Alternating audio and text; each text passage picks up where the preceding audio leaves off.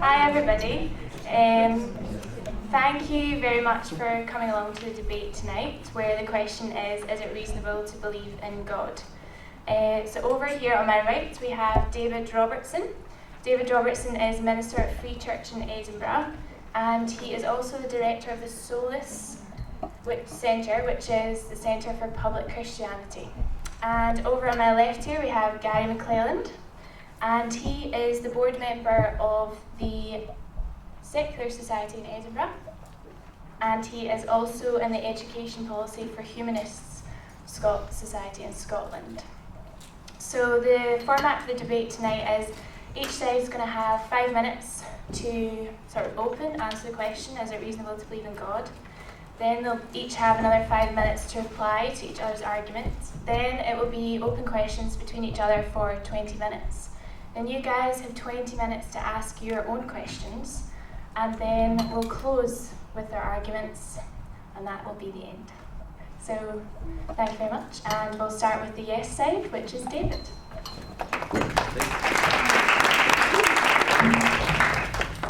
We're both going to stand over here in the middle to start with. I have to use this thing as well, okay? I know Gary, so on the way in we were discussing whether we should actually just stand and hit each other, and that would work, but I'm bigger than him, so. But then on the other hand, he's from Glasgow, so I haven't a chance. But is it reasonable to believe in God? I mean, it's obvious, the answer is yes, and I should just sit down, because that's it. I mean, basically, you've all been given reasonable minds. Where do you think those minds come from? Do they come from unconscious matter? Do they come from an intelligent mind? Or do you think your mind is just developed out of nothing? Well, I think the obvious reasonable answer would be that it's come from a greater mind. I know that an awful lot of people tend to think in our culture that people who believe in God are almost by definition stupid.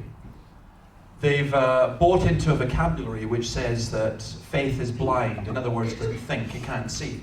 And the more intelligent you are, the more likely you are to be an unbeliever. I don't think intelligence has got all that much to do with it in lots of ways. I think that arrogance has a great deal to do with it. I think we're all reasonable, and I wish we were more reasonable and thought about things.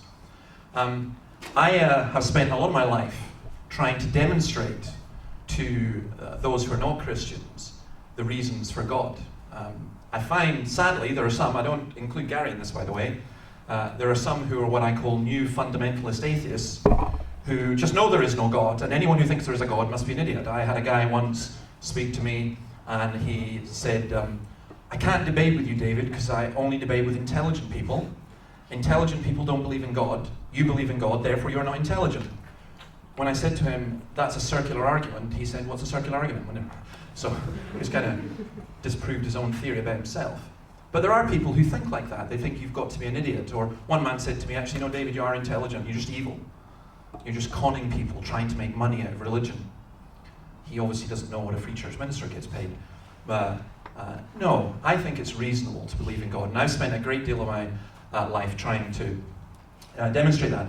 I've actually, this is not a plug, but I actually wrote 2 books in that area. One was the Dawkins Letters, which was not written to Christians to try and reassure Christians in their faith that they were okay. And the other is this one here, Magnificent Obsession, which actually Gary very kindly put quite a kind acknowledgement to, and he managed to stay alive, and I'm very grateful for that. But part of that, we talk about this reason. I want to kind of summarize my case in this way with a quote from it. Dick Lucas from London said once that the Bible God does not give us a watertight argument so much as a watertight person against whom in the end there can be no argument. I would say it's reasonable to believe in Jesus Christ, and I'd be prepared to defend that, and Gary can question me about it. My problem here is when we elevate human reason to the effect that if we cannot understand it, if we cannot perceive it, therefore it cannot exist. And that makes for a very, very limited mind and a very, very limited world. I think God has given us reasons to think about things, and I think he's made us like himself in that we have intelligence and understanding. But our minds and reasons are limited. Augustine, in The City of God, wrote this: "Mighty reasoners indeed, who are competent to give the reason of all the marvels that exist." And he wrote that of people who demanded absolute proof of everything. As those of you who are intelligent know, you can get virtually absolute proof of nothing. It's almost impossible to get absolute proof of anything. But I think you can get very good reasons for belief in God. Let me again quote Augustine. "If we were to say that these things were to be found in the world to come, and our skeptics were to reply, 'If you wish us to believe these things, satisfy our reason about each of them,' we should confess that we could not, because the frail comprehension of man cannot master these and such like wonders of God's working." And I think that's where we have to have a degree of humility. I think it is reasonable for us to say we need reasons to believe. In fact, anyone who believes without reasons, I think, is very foolish. But it is unreasonable for us to say that we demand absolute proof for everything before we will do anything, including believe in God. Because if that was the case, none of us would do a single thing. We'd be in real trouble. So I'm prepared to argue that it is very reasonable to believe in God. I'm sorry for Gary, because he's got the more difficult task to say that it's unreasonable. And at the end, we're going to have a summary and so on, and then he's going to pray and repent. But I look forward to hear what he has to say. Thank you.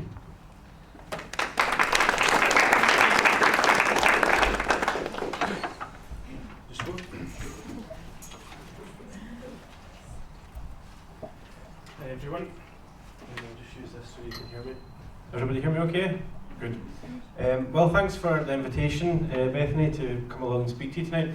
Just out of interest, just so I've got an idea of who I'm talking to, would you be so kind as to raise your hand if you would describe yourself as a Christian or a believer in religion of some sort? So the majority then? Okay, that's fine. Reasonable people. Yeah, okay, so as you can imagine, I am not a religious believer. I am described as atheist or anatheist or agnostic, however you'd like to describe it. I don't have a personal religious belief. So I'm just going to start off by sort of looking at what the question is before us today about what actually is this debate about. So the question, as I had it written down, was: is belief in God rational? Is that correct? No. Reasonable or rational? Reasonable or rational, okay. So let's just unpack that a little bit. So belief, let's understand what we mean by belief. There are some people who come from my persuasion who say that belief in itself means to believe in something without evidence, that is a synonym with, sort of faith, or the idea that you have no evidence for your position. That's not a position that I hold. And I would say, for example, I believe in a lot of things. I have faith in a lot of things. I believe that this table is real. I believe in the faith in humanity. I have a lot of positions which you can describe as belief or faith positions. So I'm not going to start from the position that belief in God is necessarily a belief without evidence, but we'll go on to look at what the evidence might be for and against the belief. So let's just say that to start. Second part is the God part. Now, even amongst probably the majority of Christians in this audience tonight, there's probably quite a difference in how you conceptualise the idea of God. A personal God. Is it more of a divine creator? Is it a sort of life force?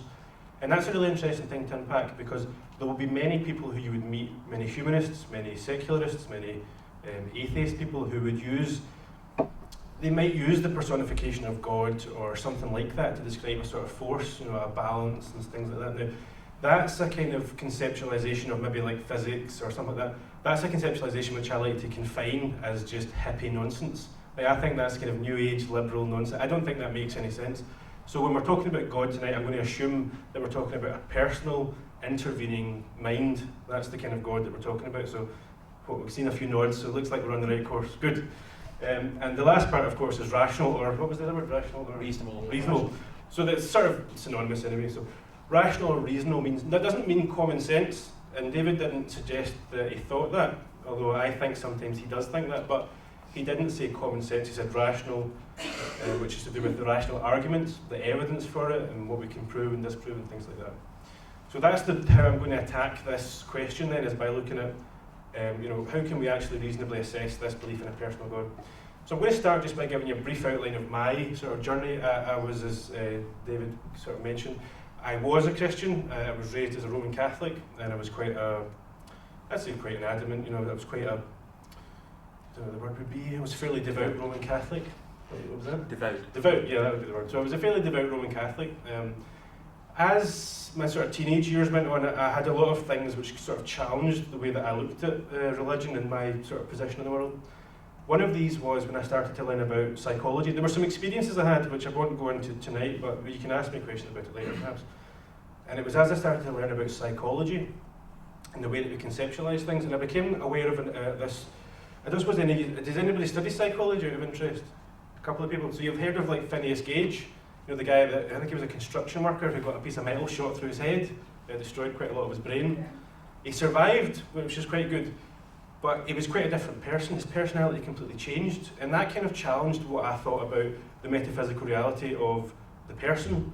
As I understood it, and as I still claim to understand it, belief in a personal God means that there's something immaterial about the human. There has to be an immaterial, let's use the word soul, you might not like that word, but we use the word soul. There has to be an immaterial sort of tangent to the human being in order for this idea of a personal God to work.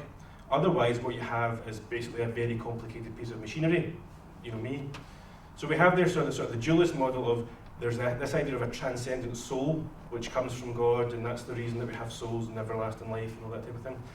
But as I started to learn about psychology, I realised, well, how can this be true? Because Phineas Gage, although he survived this terrible accident, was a very different person, different temperament, different things like that. I also started to learn about lobotomies, which some of you might have heard of. You know, it was a practice in the 1950s, you know, for depression, anxiety, a lot of these things. They would take 2 ice picks and they'd put it through the frontal cortex of the brain, sever the connections, and you know, you would end up with a completely different person. You know, and nobody would describe that personality, the things that motivated someone, the love, compassion, emotion, the energy, all these things that make up a person. You wouldn't describe it as the same person, and that to me presented a fundamental challenge to the way that I thought about the metaphysics of a person. So I came to the conclusion that although I couldn't necessarily reject upon that evidence the idea of a transcendent soul, it certainly brought into question that idea, and it made me think, well, I wondered if it's possible to have a belief in people and humanity and choices and free will based on a materialist conception of the person. But as soon as you enter that argument about thinking, can a person just be a machine? Like, take this iPhone, for example. Nobody would think there's no transcendent soul in the iPhone, and yet, you know, we still think if I was to smash this on the floor, it's not an iPhone anymore, it's just a bit of stuff. You know, so anyway, that just sort of made me think maybe there's more to be said about this materialist conception. So anyway, that's just the point I want to leave you with. So,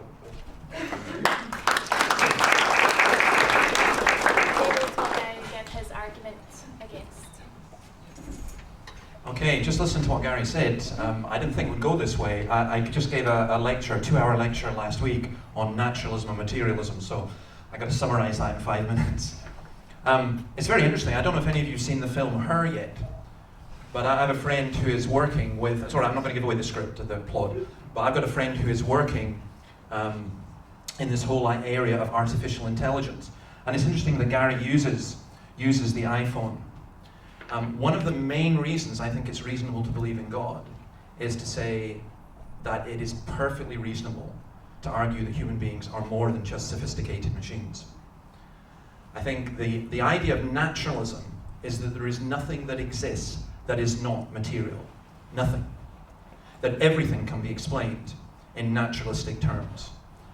Now we know that a huge amount can. We know that there are many reasons that we feel happy. We know that the body and mind and spirit are all intertwined.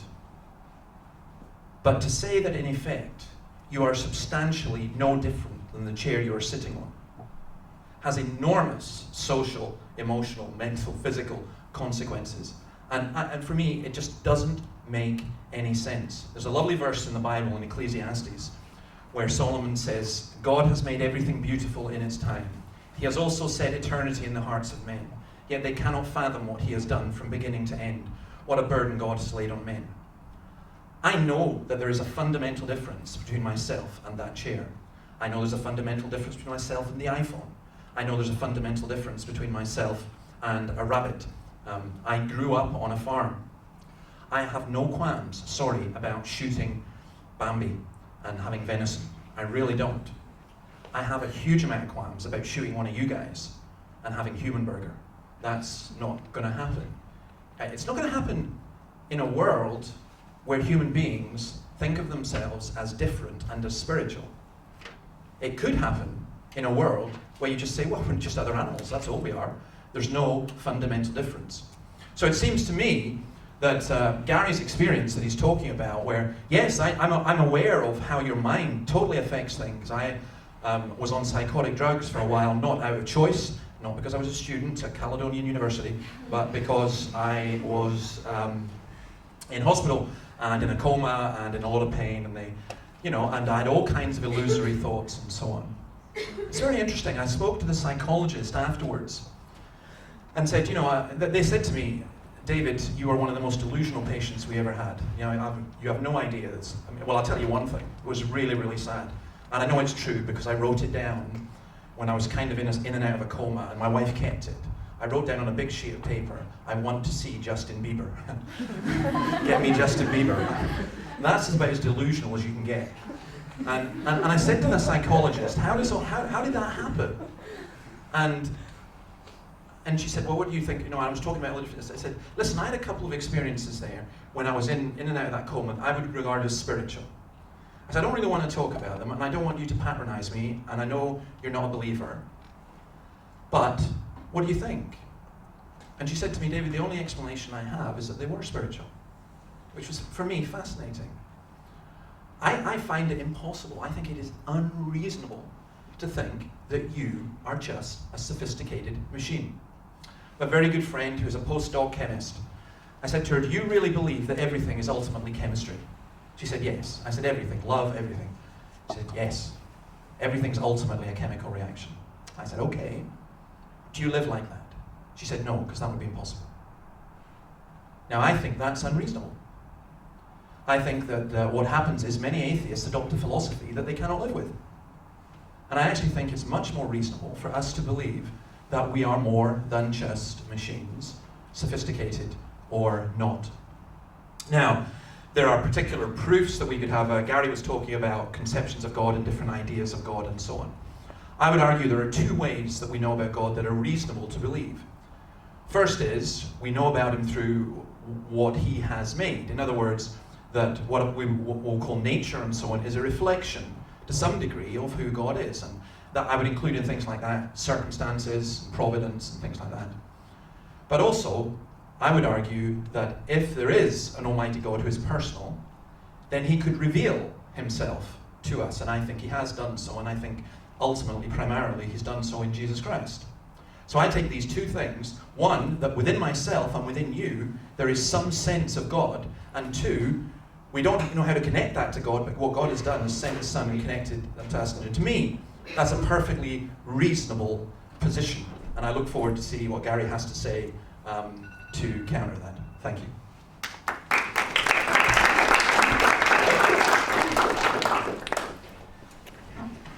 Okay, so I think I was a wee bit over-ambitious with the 5-minute time limit last time, so let me just pick up where I left off with the iPhone, because I don't think that fully got explained.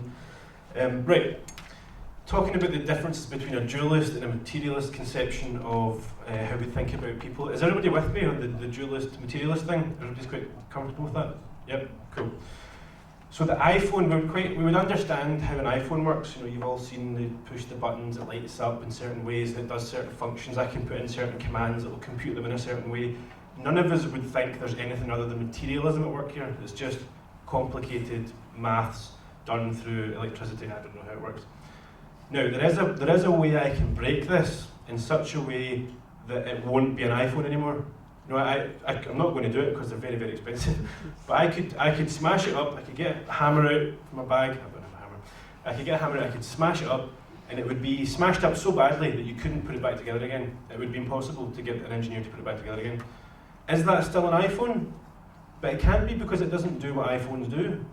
So what I'm trying to use there is the iPhone, just to make the distinction between when we talk about what a person is, about the love, the emotions, the sort of the things which seem, some atheists use the word spiritual, and to me it just doesn't fit right. I don't know why, but they use that word to talk about the things which aren't, it's not stuff, it's the things that we do. So for example, what's a smile? Is a smile a physical object, or is it the idea behind it? Is it the conceptualization? So what I'm trying to say here is that you can understand what a concept, an immaterial concept is in a materialist perspective. We can understand what a smile, what love is, quite happily through a materialist conception that doesn't require a personal God. The difference with what David's perspective has is that he must rule out materialist perspective. David's account of God and belief in a personal God being reasonable can only be predicated on a dualist approach. There must be a transcendent, metaphysical, non-materialist reality to the world.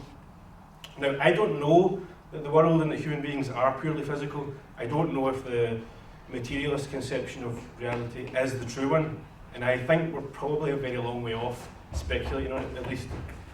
So, some sort of small riot out there. So, I don't know. The world human beings might well have a transcendent soul that explains how certain things work. I don't know. But where I think the situation is difficult for David as opposed to me is because I can say I don't know. I can say that as far as I see, I can pretty much get along with everyday life using a materialist perspective. I can explain certain things. Certain things are difficult, but when it comes to difficult things like what is love,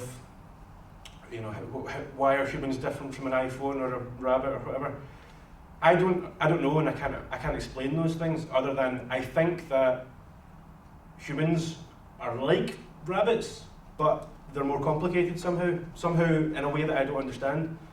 But I think David has to introduce this idea about God and revelation through Jesus. Now, when you start talking like that, you guys might be quite comfortable as Christian believers to talk like that, but now, as someone who's not been religious for a while, and from most non-religious people I know, when they start talking about that, about revelation, about grace and things like that, you begin to talk in a way that a lot of people just don't understand. You guys might be comfortable with that, which is fine. I'm not here to convert or deconvert, depending on what your perspective is. But when you start talking like that, my kind of reaction is to go, we've kind of went somewhere else. When I talk about, I have faith in this table, it's not just because I can touch the table. I could feel the table, I could smell the table, I could lick the table, I could attempt to taste the table. I'm not going to do that, but I could. Even if I didn't have access to this table, if I was standing over there, I could speak to you guys and I could say, have you ever heard of this thing called a table? What does it look like? What does it feel like? What does it taste like? And you guys would all give me a similar sort of thing, it's kind of flat thing, and there's usually stuff on it, all that type of thing. I could do that all over the world, and I'd get more or less the same picture of a table. If we were to do that for something like God, if we were to go all over the world and say, this God, what does it look like? How does it work? What does it feel like? What does it taste like? I know that you guys would all agree with me that you would get vastly different pictures. Now, that's not to say that it doesn't exist, but it's to say that if you're going to say that it definitely does exist, you've got a lot of work ahead of you. All I'm saying is that, I'm not sure. I think that we can explain a lot of things using a materialist perspective, and I think that if you want to adopt the dualist model, using the soul and God and things like that, you've got a lot more work to do, and I don't. All I'm just saying is, I'm not sure, so that's me.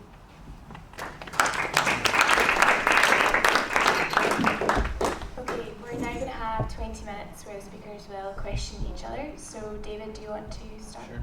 Okay. Gary, can I just say, I don't exclude the materialist perspective. What I exclude is materialism only. By definition, I'm a materialist. I'm not going to say, if you come over and hit me, that doesn't matter because it's just all in the mind. No, I accept the material.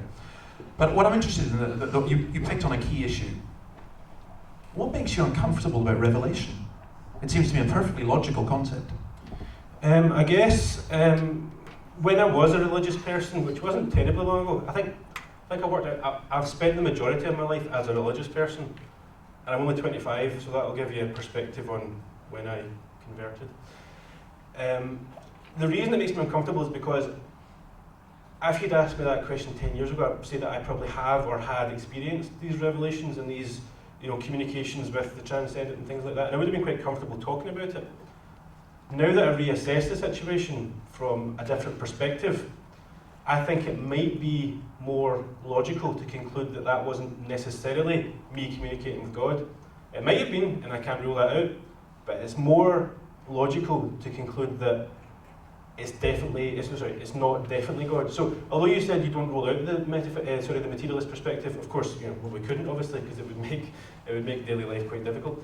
What I'm saying is, though, that in order for your position to be, what's the word, reasonable, you have to exclude the purely materialist perspective. So you could, I could take the perspective of saying, okay, maybe there's a dualist nature to humanity, I don't know, but I could also take the perspective of saying, I think there's also likely to be a purely physical dimension, whereas you can't do that. You have to take only one position. Well, yeah, I mean, you can ask me a question in a minute, but just to come back to that, I honestly think we're getting slightly confused, because actually the person who's doing the ruling out is you. You're a materialist by definition rules out the spiritual, by definition. A materialist is someone who, a naturalist is somebody who believes that there is only the material. That is by definition. That's the dictionary definition of a materialist. But I'm going to come back to the Revelation thing, because the Revelation thing really interests me, because you answered it in a way I didn't expect. Congratulations. But you were speaking about your own personal revelation and so on. I agree with you. I mean, I wake up in the morning and I've had a dream. How do I know whether it was God speaking to me or whether I just had too much cheese? There can be lots of explanations for things. But I tend to view Revelation in the way, not so much God personally revealing things to me, though I would argue there's a couple of instances in my life where I think that's happened, and I'm slightly older than you. I'm double your age, so I don't have a great deal of these transcendent experiences, as you would call them, and even if I did, I'm not sure. I think you're right. I think doubt and skepticism is actually not a bad thing. When people come up to me in the church and say, God told me this, my antennae immediately start going, uh-oh. However, I believe that God revealed himself in his Son, Jesus Christ, and I believe that God could reveal himself through the Bible. It's at least, to me, it's irrational to say he couldn't. Whether he did, I agree, is a separate thing.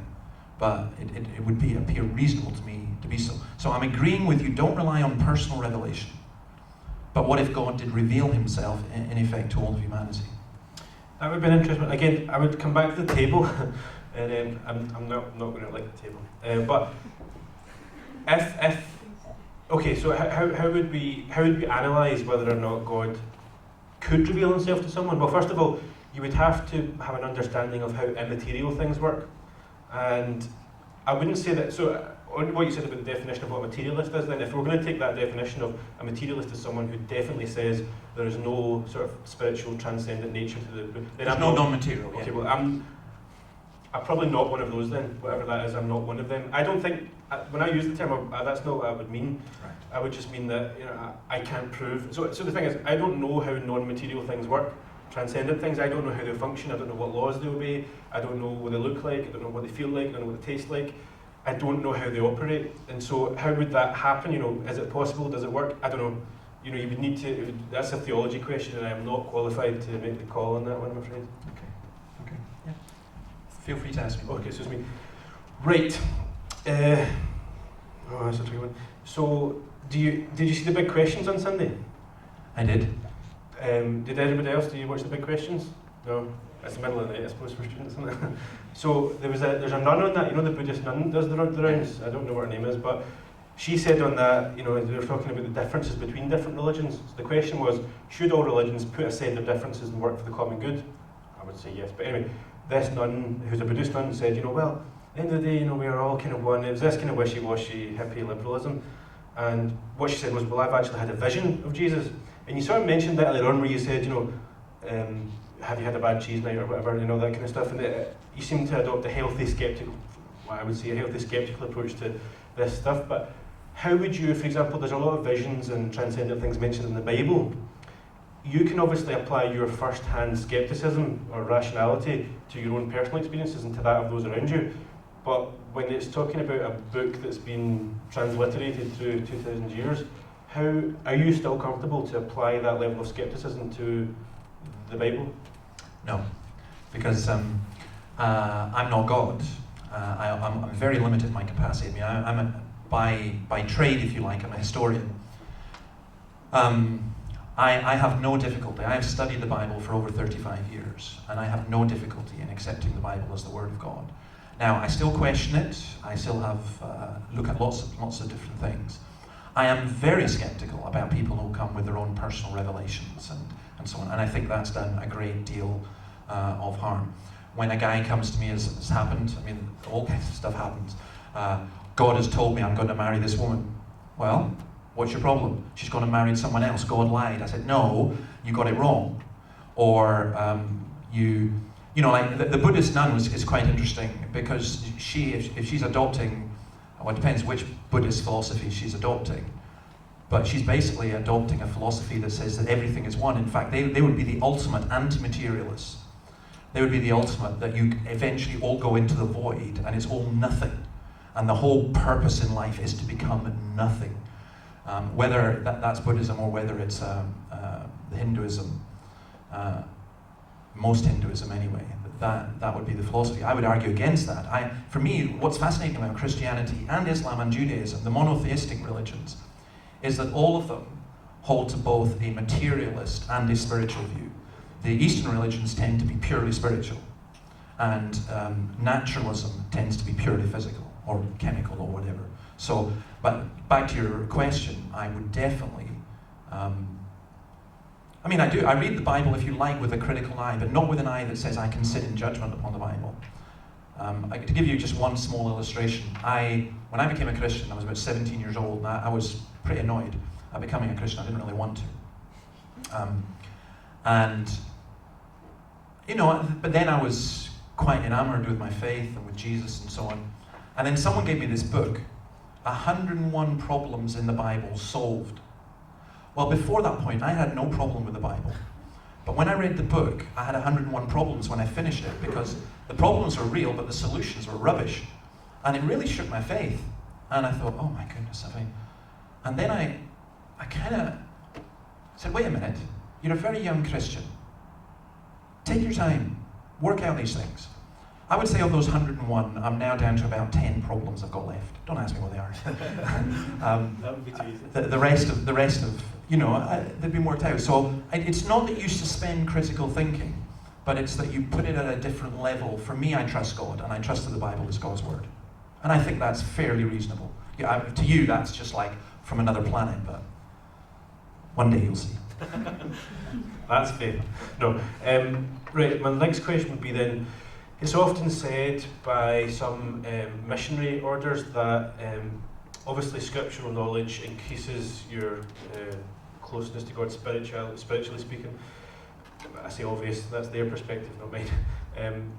But they often say as well that if there's a community somewhere in the world that hasn't yet been able to have access to scriptures, that God wouldn't sit in judgment upon them because of that lack of opportunity, which isn't necessarily their fault. Just quickly, would you agree with that? Well, quickly, I wouldn't agree with the first part, that just merely knowing Scripture doesn't take you closer to God. Okay. I reckon the devil knows Scripture pretty well, and he quoted it to Jesus, so that doesn't make him closer to God. But the second thing what about people who have never had the Bible, so they don't hear about? I would say there are two books that God has given, as I said, the Book of Nature and the Book of Scripture. I think that people are judged according to what they know, not according to what they don't know. And so therefore, I think yes, there is a difference. But I think every human being has an innate knowledge of God anyway. That is something that's part of our psychology.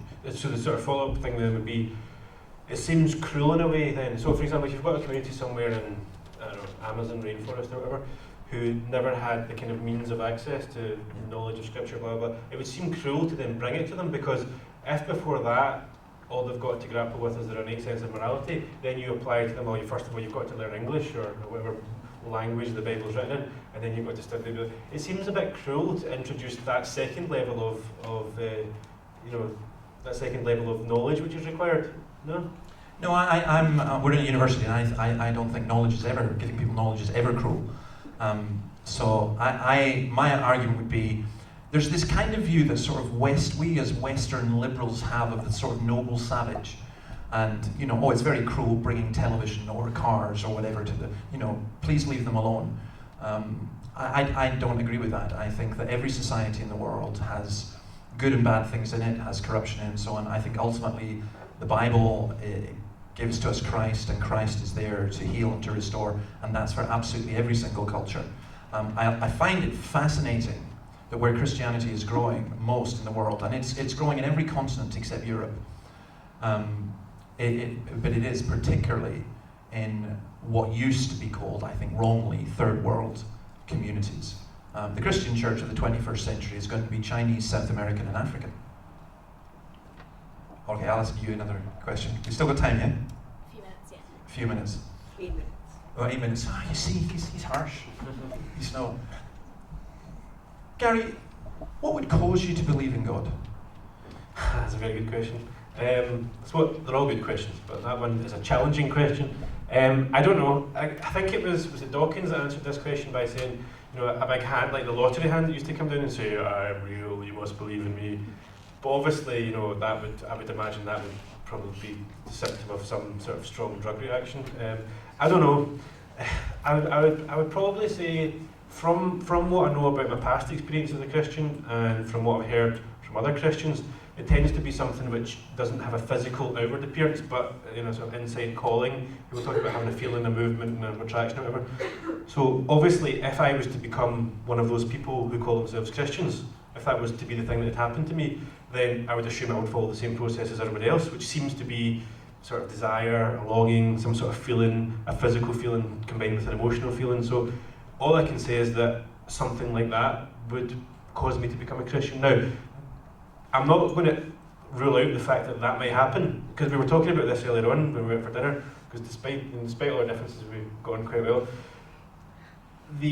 If that thing was to happen to me and I was to become a Christian, obviously I would be a different type of person than the person sitting before you now, but that doesn't necessarily mean that it would be true, because I think as much as David is a Christian, I don't think belief in God is rational or true, necessarily. I don't think it's necessarily true.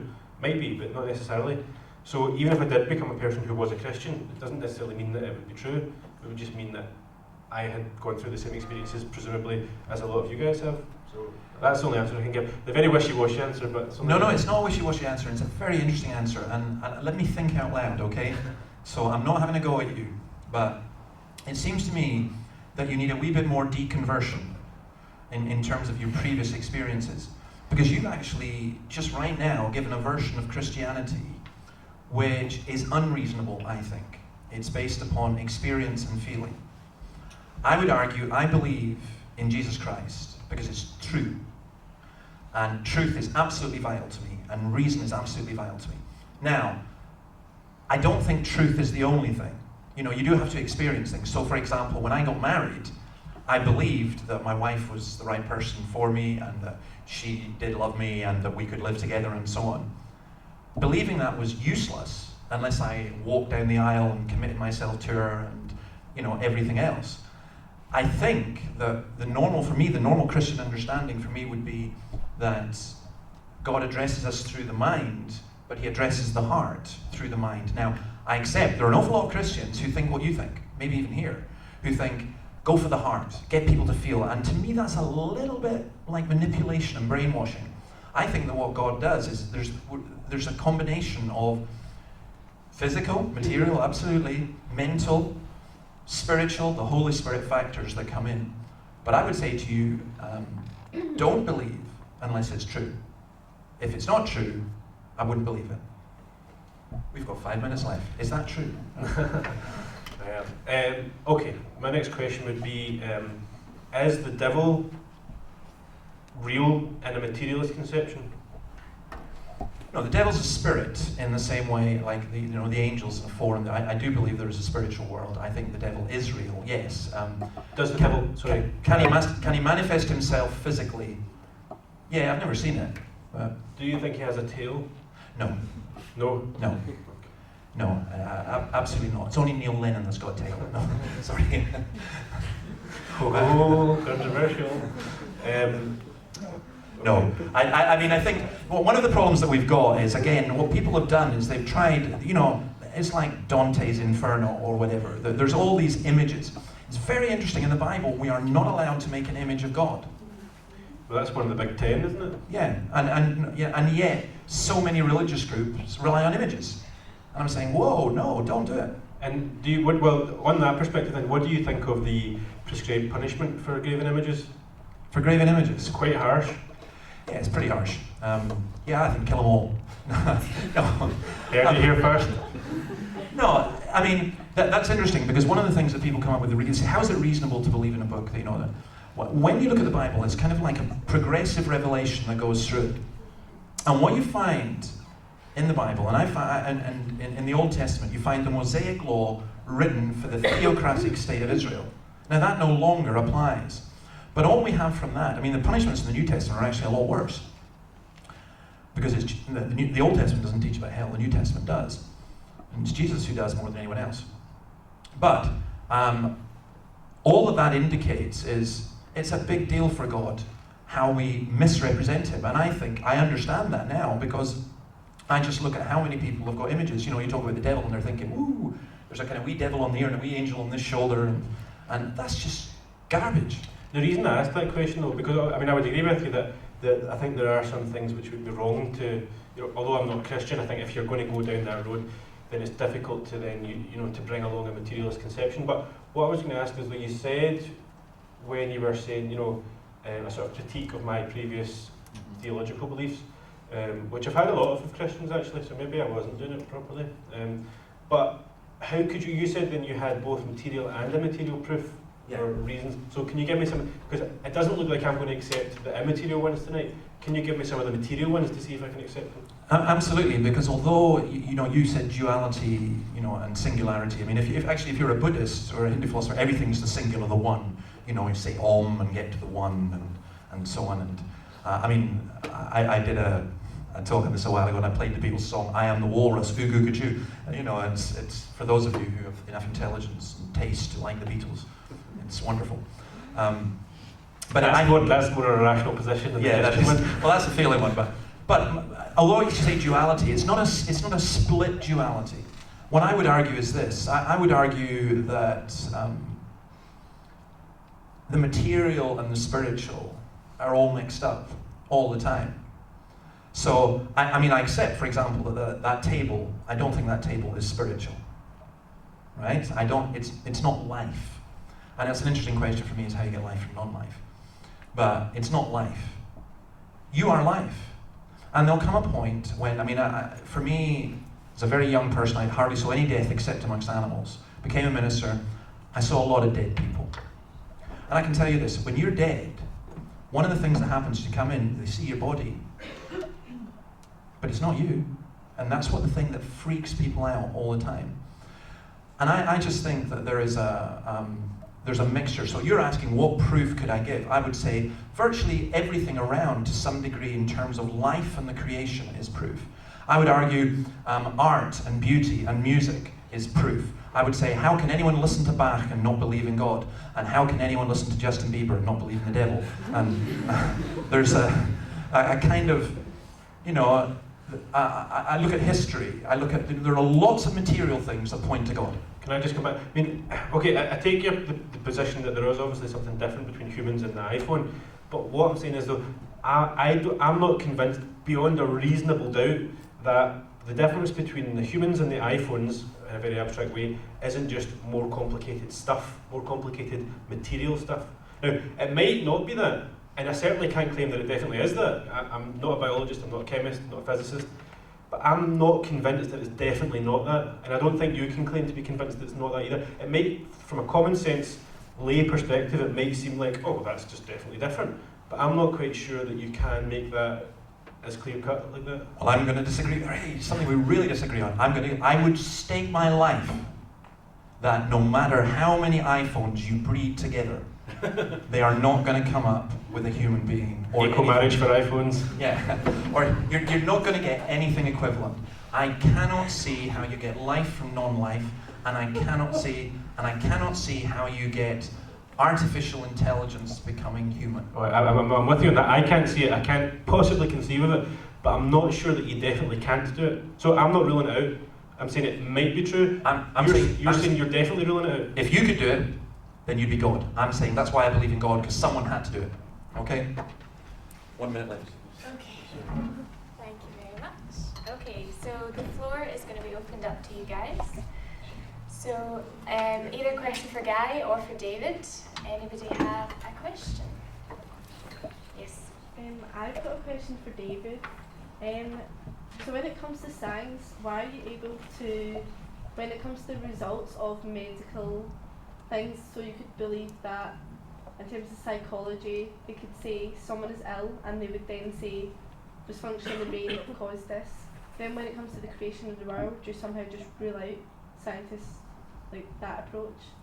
Oh, but I'll repeat the question just in case, but you're asking, when it comes to science, why would I basically accept it when it comes to psychology but rule it out when it comes to the creation of the world? Is that fair? Yes, you believe it for some, but not. Yeah. Well, actually, I don't. On neither of those statements would be true for what I believe. First of all, I think that science is great for describing some aspects of the creation of the world. I think science is about empirical observation and testing. You observe and you see. So I actually don't have any problem. Science is just the observing of the creation. So I have no problem with that at all. I fully endorse and support science, and I don't see any conflict between it and religion in general, Christianity in particular. In fact, I would argue it's impossible to do science without a theistic worldview. I think without Islam, Christianity, Judaism, and Zoroastrianism, it would have been impossible to have modern Western science. Now, even people like Richard Dawkins will admit that. Because basically human beings believe that the world was chaos. You cannot do science if you believe the universe is chaos. You have to believe in an ordered universe. A monotheistic worldview has an ordered universe. So I don't accept that. Psychology is really, really, really interested. I'm fascinated by psychology. I don't think psychology is purely scientific. I think I think one of the huge problems that's occurring in Western society at the moment, particularly in the United States, is the medicalization of the mind. And thinking if we can just get a pill for that person, that will sort it out. I don't agree. I think that's great for the drug companies, it's great for corporate capitalism, and it's disastrous for humanity. I think there are some. My wife is a senior mental health social worker. She can section me or anyone else with a doctor, so I have to be very careful. But she will say things like, absolutely, there are people who need drug treatment. There are other people who need counselling. There are other people who just need a good bacon sandwich or something. That, it's not as simple as saying if we just get the right combination of chemicals, then we can sort their mind out. So both of the presuppositions in your statement, that wouldn't be my position. But Gary, you might want to say something on that as well. Happy to. I guess on the start of the universe thing, I again, hold my hands up and say I don't know how it started, I wasn't there, but you don't have to, obviously, to speculate, but from what I know, and you can obviously get a lot more information if you, for example, Lawrence Krauss's book talks about something out of nothing, because the question which quite often comes up is talking about, how could something have happened from nothing? And what Lawrence Krauss says, which, again, I don't know, I have no way of knowing the maths behind what he does, but what he says is, in actual fact, we talk about matter and antimatter that exist in the world. We know that through because antimatter, although we can't see it, has a mass and it bends light in certain ways, so we can measure that. It's probably there, not quite sure, but probably there. And when we mix matter and antimatter together, it causes a thing called particle annihilation, and you end up with nothing. So it could be that when we talk about something coming from nothing, we're actually looking at it upside down, whereas in actual fact that what we call nothing, a vacuum, might actually be a bubbling cauldron of stuff, of this stuff that we don't quite know how it works yet. Now, that might all be total nonsense, I have no idea, but all I'm saying is though, what David's saying, I think falls down the trap of saying, oh, that sounds like, mumbo jumbo. So just say no. That you can't get something from nothing because that defies my common sense. And what I'm saying is, because we've evolved to live in a macroscopic world, in a world where things are physical objects, to have an intuition about these subatomic particles is just impossible. And most physicists I know, say when what's the fella from Edinburgh recently, Peter Higgs.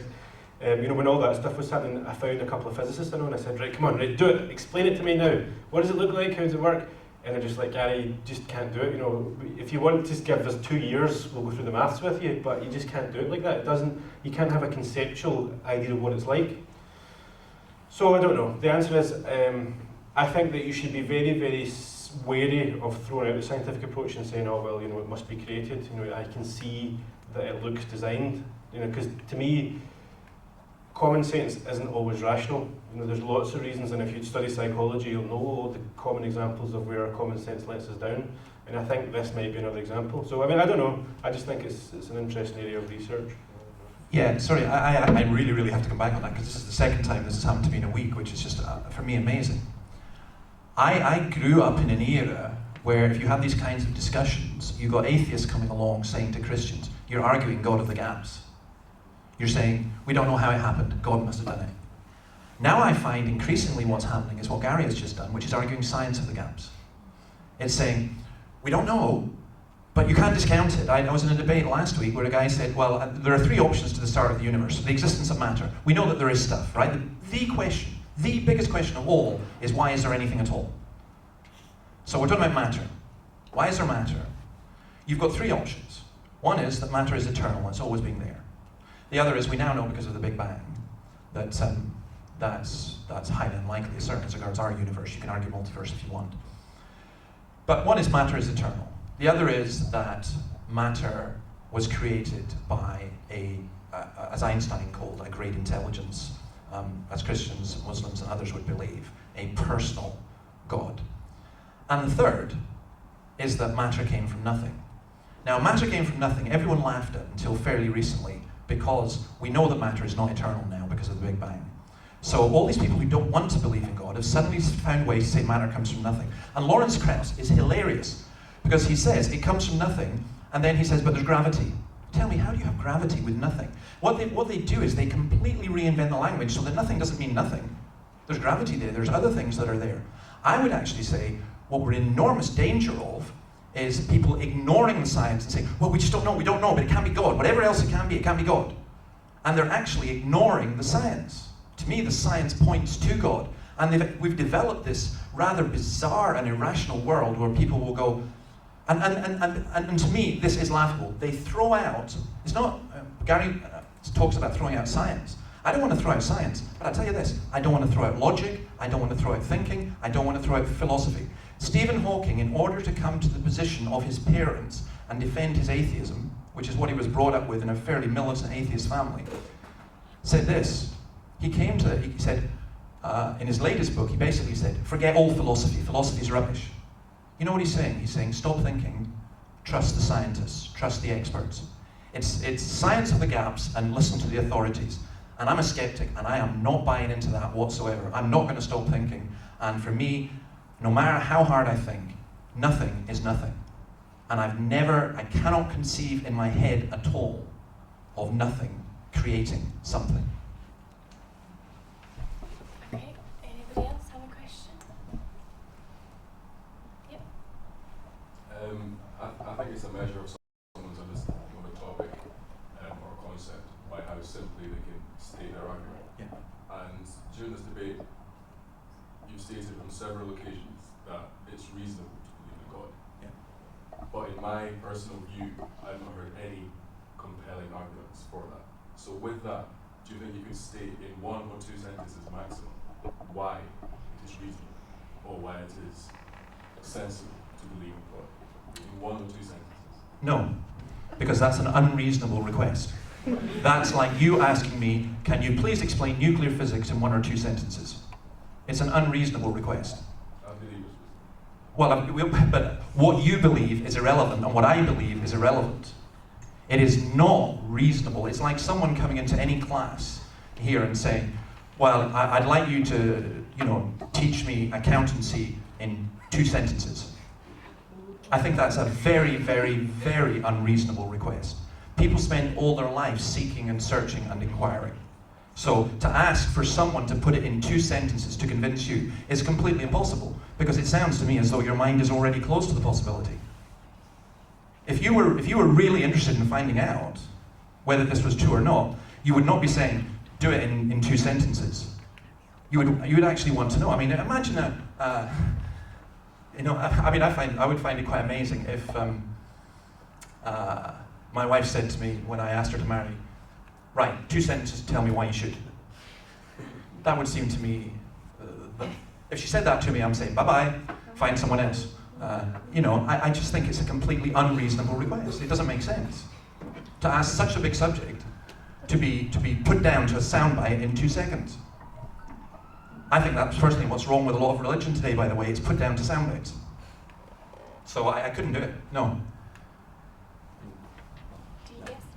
Maybe not sorry for my English, but maybe not in 2 sentences, but you can give us an example with more sentences. Okay, yeah, sure. Right, okay, with more sentences. Yeah, I mean, I can give you loads and loads of, well, for a start, if I wanted to be completely reasonable and not even sell the book, I'll happily give one of these away to somebody. I think I put a lot of reasons in both these books on why we should believe. But I mean, I'll summarize it fairly straightforwardly. I also took part in a collaboration of a book, Why I'm Not an Atheist, and my particular part of that was responding to Bertrand Russell's famous essay on why I'm not a Christian. Now, it's very interesting. Russell couldn't say in 2 sentences why he wasn't a Christian. Richard Dawkins took a massive book called The God Delusion to say he didn't believe in God. Why bother? He should have said, I don't believe in God. That's it. Now, for me, I would just simply say what I would do with that is the reasons I would give is 1, the existence of anything at all. 2, the existence of morality. 3, and an absolute morality. 3, spirituality. 4, Jesus Christ. He would be my ultimate reason. I think 5, what I've seen in terms of the church and answered prayer. 6 would be the Bible, and so on, and I would keep going. But what would happen is someone who presupposes there is no God would just keep coming back, saying, no, no, no, no, no, no. So I would encourage anyone to be open-minded and to inquire. I don't expect anyone to believe because of what I say. I certainly don't expect them to believe because I give a 2-minute summary. I really would not expect that. But I would expect people to inquire. I come from the north of Scotland. I don't care and I don't know if there's a Loch Ness Monster. It doesn't make any difference to my life. I'm not going to study it. I can give you a 2-second summary of why I think, there isn't a Loch Ness Monster. But it's a much bigger deal if there's a personal God and if when I die, I'm going to go to heaven or hell. So that's worth investigating. So that would be a summary of my reasons. And I would say to someone who's serious about finding, I do have a couple of the books. I've got some more in my bag, but I can't give them all away. I'll go bankrupt. But I'll very happily give one of each of these books to anyone who wants that question seriously answered. Any more questions? Yep. I think in this debate there's been a kind of switching between terms, between convinced belief and agnostic and atheist. Now, I think you can be convinced there's no God and therefore believe in no God. That doesn't make you an atheist, that can make you agnostic. I mean, you will never definitely say 100% like you're saying about the table. You're convinced by that table, so you believe in the table. Yes. So, what I'm trying to say is to say you're an atheist means you don't believe in, you're not convinced. The fact is you just go by belief only. And you can be agnostic is a nice place to be because it kind of opens it up to say you'll never 100% believe in anything fully, but you can be convinced, and from that conviction, that argument, you can then go forward and make and debate. But you can never say 100% either way that there's no God and there is God. You can take an argument in the middle and be convinced. Yeah, of course, you're right on the atheist bit. I think David might have issue with you about the God bit. But no, there's an interesting trilogy when it comes to non-belief, which is quite nice, which is the moral one. So morally, does atheism have a position? And me and David were talking about that earlier on. Some people who call themselves atheists tend to then, they claim to draw from that moral positions about the way you should do things. I don't understand how you can do that. I don't understand how you can go from the position of no God to therefore these moral consequences flow from that belief. To me that doesn't make sense. I just don't understand it. But there's also the issue about do you personally live your life as I personally live life as if there is no God, because these thoughts don't. I mean, the thoughts occur to me too, but I don't live as though I am a Christian. But when it comes to the fact about what is the actual nature of the universe like, yeah, then you would be correct. It depends on how you define the term atheism. Theism is the belief in a personal God. Atheism or atheism would therefore imply that it's the non-belief in that personal God. Now, I think there are enough reasons to be so sceptical of theism as to say that there's probably no convincing reason to believe it's true. That's not the same as saying it's not true, because obviously science works on falsifiability. I don't think that claim is falsifiable, therefore I don't think I could ever claim there's definitely not a personal God. But the reason that I do call myself atheist or an atheist is probably to be clear to people what my position is when I'm stating it. And so my position is that because I don't believe there's any rational belief for a theistic God, then I prefer to take the position that I just don't live my life as though there is one. But I suppose if you wanted to be sort of hardline science about it, or hardline sort of, you probably have to say, yeah, well, I would be an agnostic in the sense that the nature of that truth is probably indeterminable. You probably can't tell whether that's true or not. But I just think it sounds a bit wishy-washy when you say you're agnostic, so I tend not to. So that's why I say I'm atheist. Yeah, I mean, the trouble here is that, if I didn't believe in the devil, I do now, because, not for you, no, just because of what you just said, Gary. Because the way that language gets confused, and people chop and change.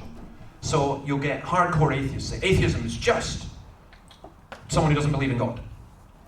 But then I've got a philosopher friend who talks about atheist principles. Well, how does that work out? Gary's actually what we would term a soft atheist. It doesn't mean cuddly, it means exactly what he says, that he lives as if there were no God. And by the way, in my view, so do most Christians live as if there were no God. Whatever they say, they live. It doesn't make much real difference to their lives. People who profess to be Christian, it really bothers me actually when I observe and see that, because they hang it like a cultural thing.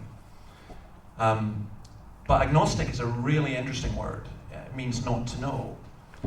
The trouble is that when people use agnostic in this sense, you kind of have to be agnostic about everything. How can you know anything? For example, how can any of you know that there are minds that exist in this world other than your own? How can you know that? How can you know that you didn't come into existence yesterday, complete with memories and everything else?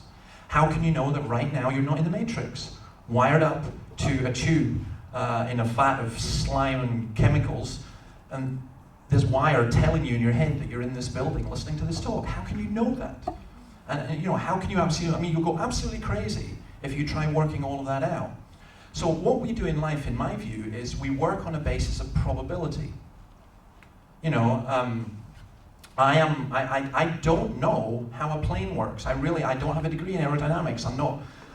But when I get on a plane, I hate flying. My body is screaming to me, this is a tin can.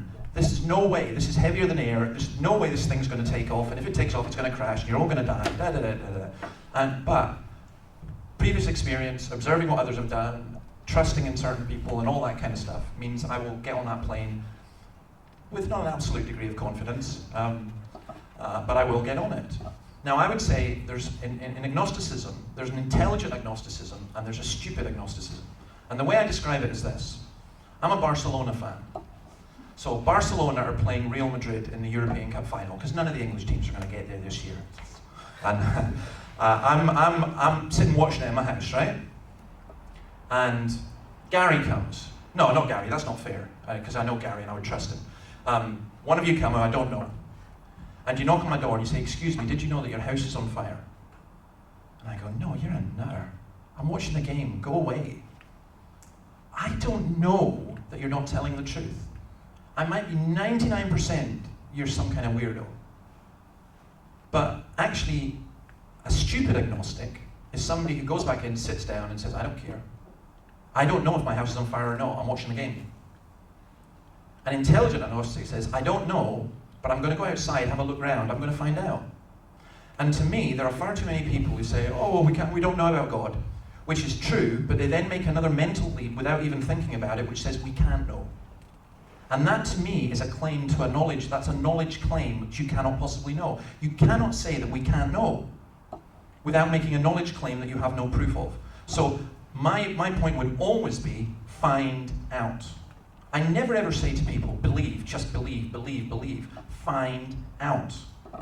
Maybe there's more than you know. Maybe what you know right now isn't right. But find out.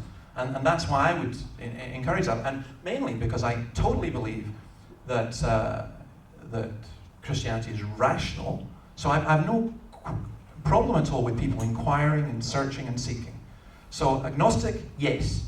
But agnostic, I'm prepared to remain so, is like someone saying, I'm ignorant and I'm quite happy to be so. I saw today, there was a picture in the metro. I mean, it's hilarious, but sad. And only in America, and I'm sorry if you're American, I don't mean to be racist, but there's a woman in California who is taking hypnotherapy and psychotherapy and so on. She dyed her hair blonde so that she can become stupider, so that she'll be happy. So she's had bust surgery, so she's going to be a big busted dumb blonde because she thinks that will make her happy. Don't do that. You know, we should find out as much as we possibly can. We shouldn't shut our minds. So I would argue against agnosticism. Can I make two very short observations? When we spoke earlier on about the beginning of the universe and the nature and purpose of it, I did try to say quite upfront that I'm not sure about it, not quite sure how it works. But David took the claim that he was enough sure that he thinks that the hand of God can be observed in it. Now, what's interesting to me is that I don't know how qualified David is on physics or whatever, but he said that he's not sure enough to know how a plane works, but trusts the science behind it. But when it comes to the origins of the nature and purpose of the universe, is sure enough to claim the hand of God. That requires a bit of further explanation for me. The other thing is, I meant to come back on this at the start, but there was a claim made about some people say that the more intelligent you are, the more likely you are to be a non-believer in religion. I mean, that's not something I would ever say because it's obviously a bit harsh, but from the studies, the psychological studies I've seen, there is a correlation between people with higher IQs tend to be less religious. Just pointing that out, not pointing it. Is this a population survey thing, not casting judgment? Actually, from the studies you've seen, they have been studies of Western liberals in universities. They have not been studies of general population throughout the world. And I mean, I would dispute that, but also it depends how you measure IQ and intelligence. You know, it's a very interesting perception that we have of intelligence. Your previous one, Gary, just help me here a minute. You're talking about the universe, why I will get on a plane, quite sure. You said, sorry. Yeah, go on. You said that you're not quite sure how a plane works, but you've got enough trust in the science behind it that you'll get on it and hopefully arrive at your destination in one piece. But when it comes to the universe, the origins of the universe, you think that by applying common sense, which I think is the mistake you've made, if I may offer the suggestion, by applying common sense, you can see the hand of God in that. Oh, no, you misunderstood me. It's by applying science to the beginning of the universe. I think science, David Wilkerson, Professor of Physics at the University of Durham, I heard him give a lecture in St Andrews, and he was asked, it was on cosmology, and he was asked, are you saying that science proves God? And he said, no, but science points to God. And it's very interesting. People like Dawkins basically argue science disproves God insofar as it can do. Others will say otherwise. I'm not saying that at all. I'm not saying, for me, the plane is common sense. For me, it's common sense because I just simply work it out. I think there are 10,000 planes in the air at the moment. I've flown in planes, a couple of hundred times. All these people are on this plane. I'm assuming the pilot is not drunk. There's a whole range of things that are to me common sense. I can't scientifically prove at that particular point. But the creation of the world, and also, by the way, when I get on a plane, I do trust in God. Because I say, Lord, if this is my time, I'm ready. Honestly, nothing helps my prayer life than getting on a plane, because I freak out on planes. When it comes to the creation of the world, I grew up in the Highlands of Scotland, and I was in a relatively light, free area, and I'd walk along and I'd look at the stars going home from a dance and so on. At that point, I wasn't even a Christian. But I just couldn't be an atheist, because I was looking and saying, okay, science says that the world's had a beginning. Science says the universe had a beginning. Science says that there are all these constants in the universe and so on. Common sense tells me this just didn't happen by accident. I'm lost, I'm stuck. And for me, it was actually an intellectual impossibility to be an atheist. Emotionally, I wanted to be, but intellectually, it was impossible. Okay. One last question, maybe for Gary? Can I ask Gary, from a humanist perspective, how do you develop morality? And if you reject the concept of absolute morality, how do you develop, how we should behave towards one another from your point of view?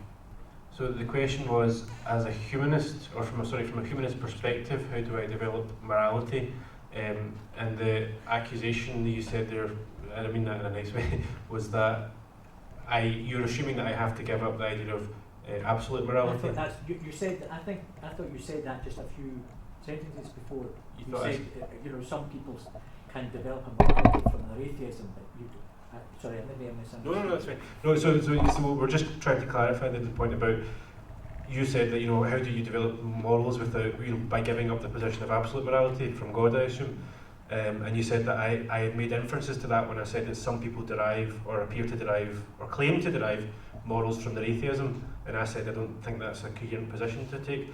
So the question then is, first of all, I would reject the accusation that I don't have a sort of an absolute morality. You know, I'm not an absolutist about anything. I'm fairly wishy-washy liberal in a lot of things, but when it comes to morality, I think that there's a conception of morality which has to do with analysis of harm, consent, principles of utilitarianism, all these kind of things wrapped up together in a way that I've not yet seen coherently put together. But this kind of development of morality can give you what I think is a fairly coherent moral position. So it goes something like this. We have this computer, right, and this is an analysis of harm machine, and what you do is you feed in the data to this machine, and what it does is it basically tells you, we take 0 as a baseline as kind of, you know, neutral outcome, and you have positive, good, negative harm. What I think, the way I conceptualise morality is that you can feed all the data in about whatever prospects you've got, crunch the numbers, and you get something out of it. Now, how does that work? How do you assign value to harm or to positive things? That's a difficult one. So let's take an issue. This is an issue I'm quite interested in. I tried to get Bethany to get this as the focus of our debate about end of life issues, but it's probably too late in the evening to start. But we'll have a glancing below, right?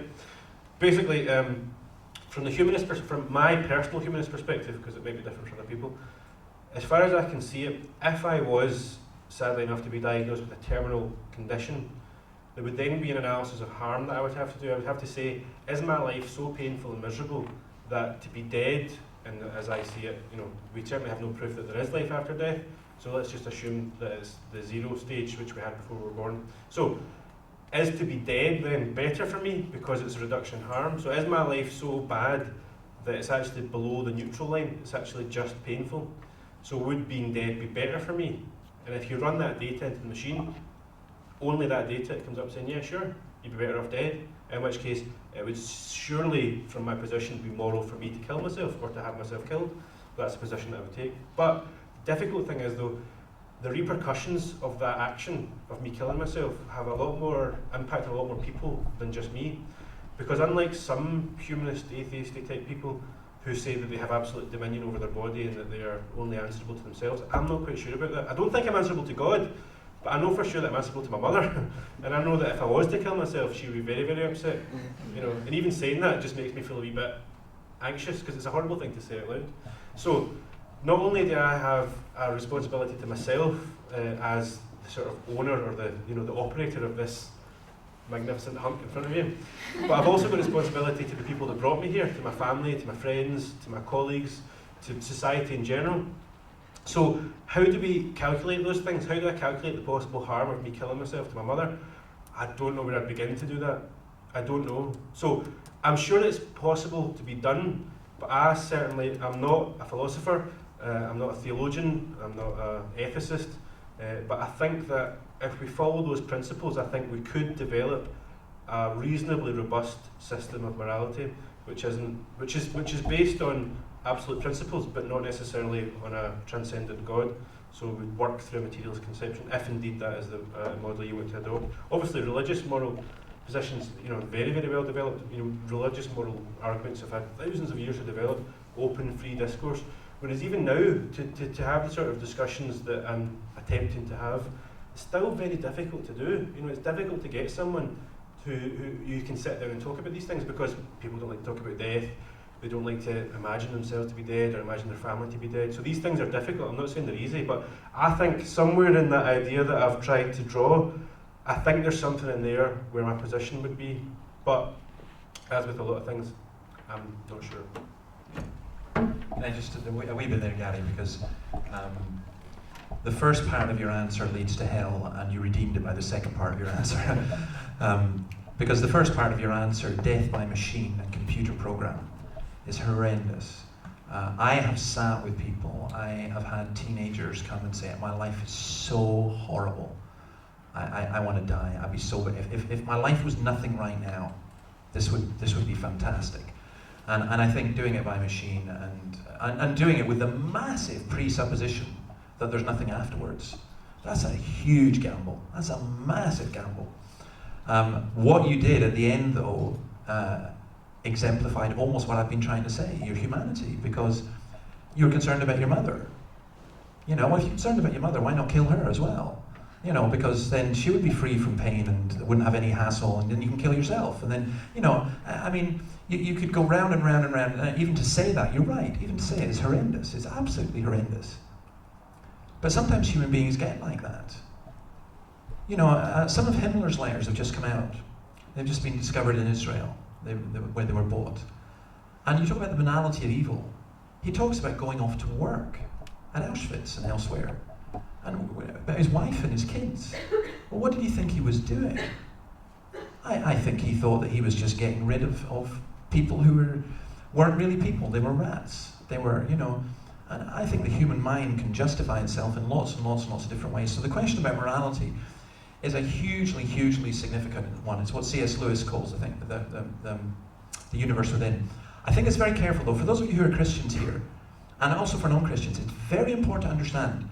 I'm not saying, and I really hope, well, maybe some religious people do say this, and I'm dissociating myself from them. I'm not saying that in order to be moral, you have to be a Christian or a Muslim or whatever. There are an awful lot of religious people who do an awful lot of bad things, and there are an awful lot of non-religious people who do an awful lot of good things. Morality is hardwired into human beings.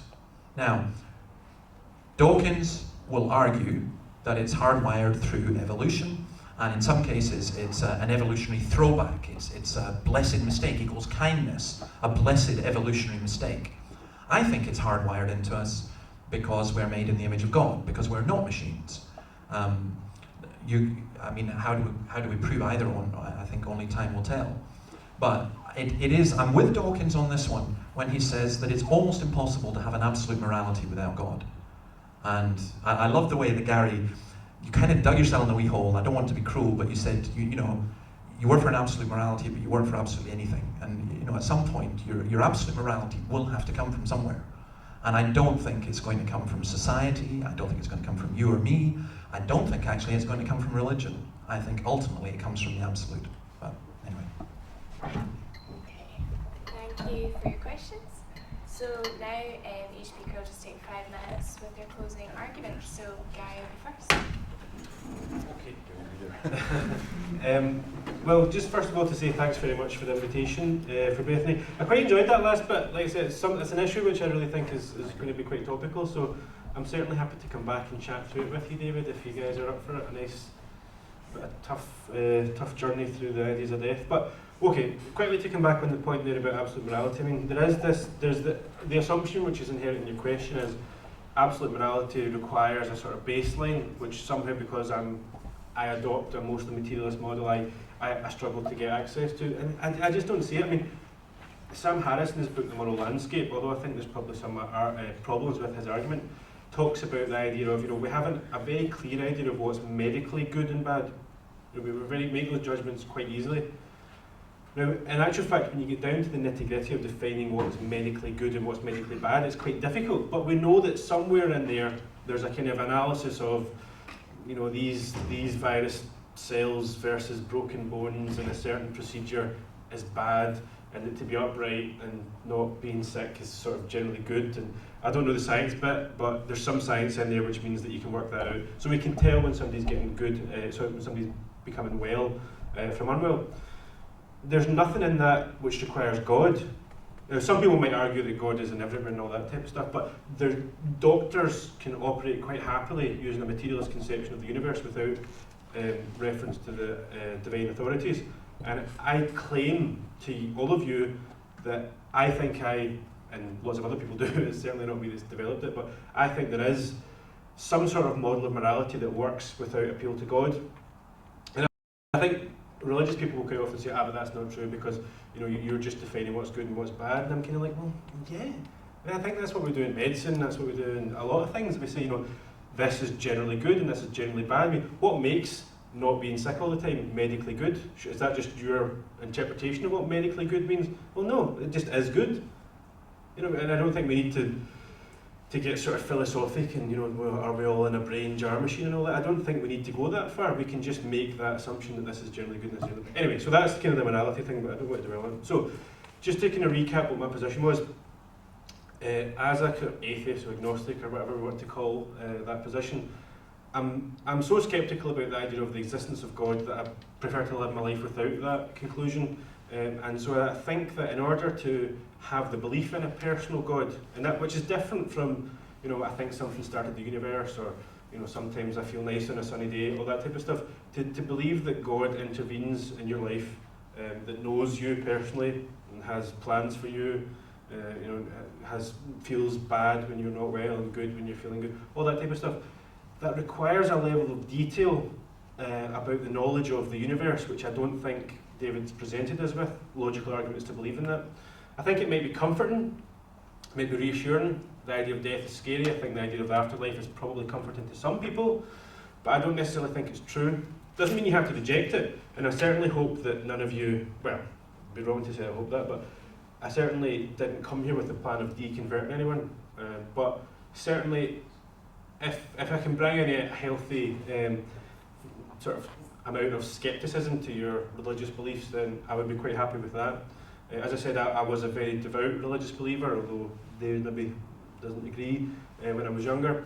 And it was quite distressing in my teenage years to find out, or to come to the conclusion that belief in God is not rational, or that I didn't believe in God. So I would just say, be sceptical, be rational, think about some of the things I've said. I didn't come here to insult you, I didn't come here to insult your intelligence, I didn't come here to belittle you. So if there's anything about what I've said that you can take away and just sort of mull over in your head, and I'm sure David would agree with it, go for it and just do it. Like I said, that's kind of all I've got to say really, so I'll just hand over to David.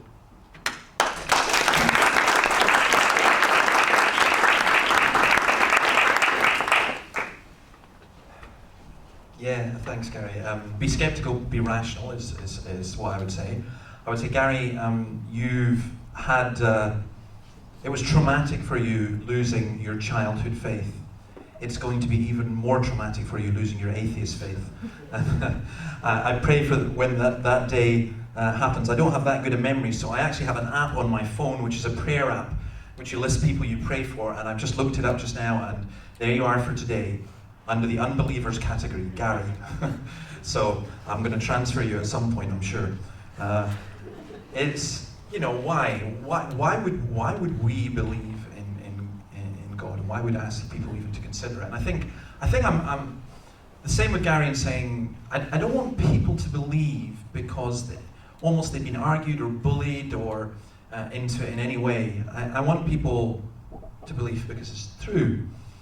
And the question we had was it reasonable to believe in God? And I do think, I think it's incredibly reasonable. In fact, the more I go on, the more reasonable it appears to be. I know that there are an awful lot of people who've grown up as Christians or grown up in a Christian home, and it's actually, reason has not played a big part in whether it's because of their background, it's because of the church, because of emotion and so on, and the first time they get hit with reasons to disbelieve, their faith folds like a pack of cards. But I've seen many people who've grown up in an atheistic background, because you're allowed to be atheist because your parents are atheist, as you are to be Christian because your parents are Christian. And I've seen people grow up in that background who've just went, wait a minute, there's something going on here, there's something that's happened here. We had a journalist from the Times come up and did a wee feature on our church, and he came up to our house afterwards, and after a Sunday morning service we had a whole bunch of people in the house, and this wasn't done deliberately. And he said, he had a wonderful name for an atheist journalist, he was called John Paul, which was great. I said to him, he said, well, of course, all you people just believe because you were just brought up in it, that's why. And I said, well, that's interesting, let's find out. I said, I was, and I rejected it, and then I came back. But let's just go around everyone in the room. And I actually know the stories of everyone in the room.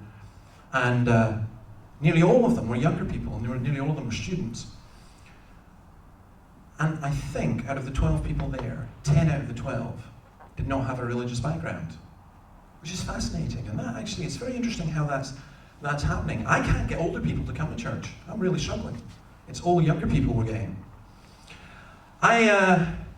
My reasons, and I'm sorry for saying I couldn't do it in 2 minutes, and I've been given a sign saying 3 minutes, so in two sentences. So I'm going to try and list my reasons that I put in the book for why do I believe that Christianity is true or reasonable. The creation and science is one reason. The human mind and spirit. Why are we conscious? It's the most incredible thing. Why are we special? What about life? Where does it come from? How do you get life from non-life? Number 3, the moral law. How do we know what good and evil are? Why do we have a sense of that at all? What is evil? I can't believe in the innate goodness of human beings. I'm a historian. I just go into any history book and you see how humanity just screws everything up. Beauty. I think the awareness of beauty. There are things that are beautiful and there are things that are not. Religion. There's a lot in religion that's really wrong, but why are human beings religious at all? Why has there never been a society in the world where human beings are not religious? And there never will be. There just never, ever will be. Experience. My own experience is I believe that I've tasted that God is good. And now I accept that that's not a reason for you, and I can be deluded in my experience. But you can be open to that in some ways. History. As I study history and look at history, the world doesn't make sense to me without the biblical worldview. The church. There's a lot of things that are really horrible in the church, and a lot of churches that, the number one reason I wouldn't believe would be sometimes because of what I see. But there are some things that are just extraordinarily beautiful and extraordinarily wonderful. I remember one guy coming along our church, and he said, David, I hate everything you teach. I hate it. It goes against everything I believe. But I love everything that you've got in the church, and I want it. It took him 7 years before he became a Christian, but he fought hard. But I think there's a great deal of beauty there.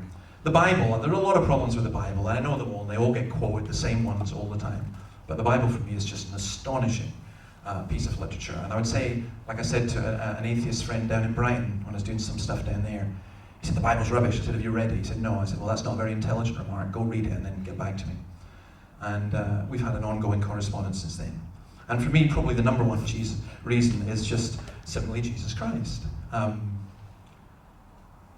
Gary is happy to live life without Jesus. I can't. I just can't. For me, I've gone on. The more I've gone on, the more that has been amazing. And I would just ask you, whoever you are, to think about that and to consider it. I thank you for being here. I thank the CU for organising this. I thank Gary especially, who is way and above my favourite humanist, and I'd be voting for him for president of the new Scotland if he goes into politics and does the right party. But it's been a privilege being with you, and if you've got any questions or comments, feel free to ask them. My train doesn't leave for a wee while. You can always email. If anyone wants a copy of the book, I've got one free copy of each. You're welcome to it. And I've got one or two that are not free, if you've got money. You're rich students from Glasgow Caledonian, come on. Thanks, guys.